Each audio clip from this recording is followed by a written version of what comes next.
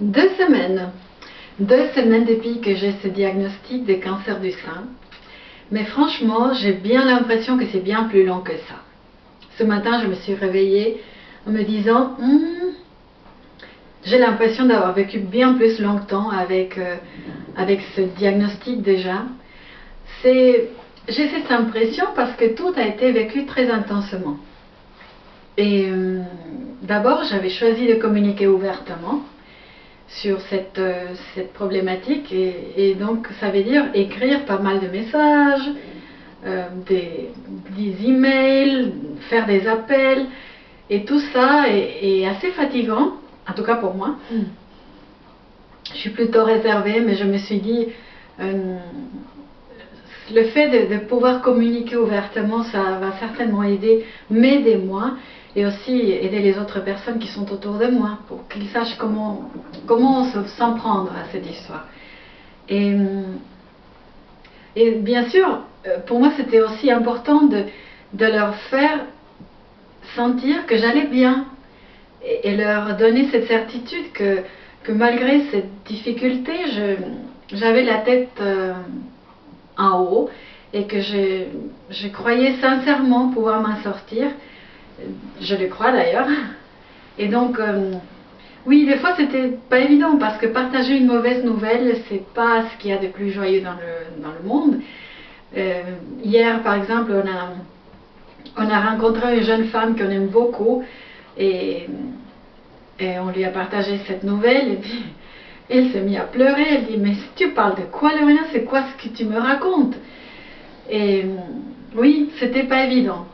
Et ça prend beaucoup d'énergie. C'est très fort, mais c'est très positif. Je me suis rendu compte, c'est très très positif. Et puis il y a aussi un autre élément qui est ajouté à cette intensité, c'est le fait tout simplement de s'informer sur ce qu'on a. Pour moi, j'avais jamais été confrontée au cancer du sein, au cancer, oui, d'autres types de cancers, oui, dans la famille, mais pas celui-là. Et j'ai appris que le cancer, il y a plusieurs types de cancer du sein. Donc, il y a différents traitements, il y a différents types de traitements selon le type de cancer qu'on a.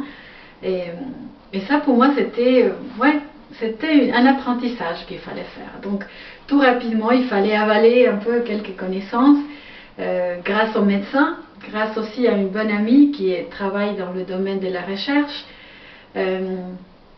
Donc, je peux me renseigner. Et puis, c'est toujours, il y a toujours beaucoup d'informations, surtout si on va sur Internet, essayer de chercher les informations.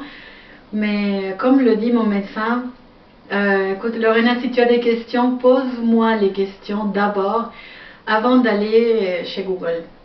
Parce que, oui, sur Internet, on peut trouver un peu beaucoup de choses, mais chaque cas est différent et il faut savoir distinguer. Donc, un peu avec cette communication à outrance, avec cette recherche d'informations, c'était très, très intense tout ça, mais je me suis dit, je vais quand même vivre tout ça d'une manière très positive. Et oui, parce que il y a beaucoup de choses très positives quand même. Dans les crises, quoi qu'il en soit, il y a toujours quelque chose de positif. Ici, par exemple, c'est un luxe d'avoir un traitement tout court, de pouvoir aller chez le médecin, d'avoir une famille qui te soutient, d'avoir des personnes qui sont là pour t'aider.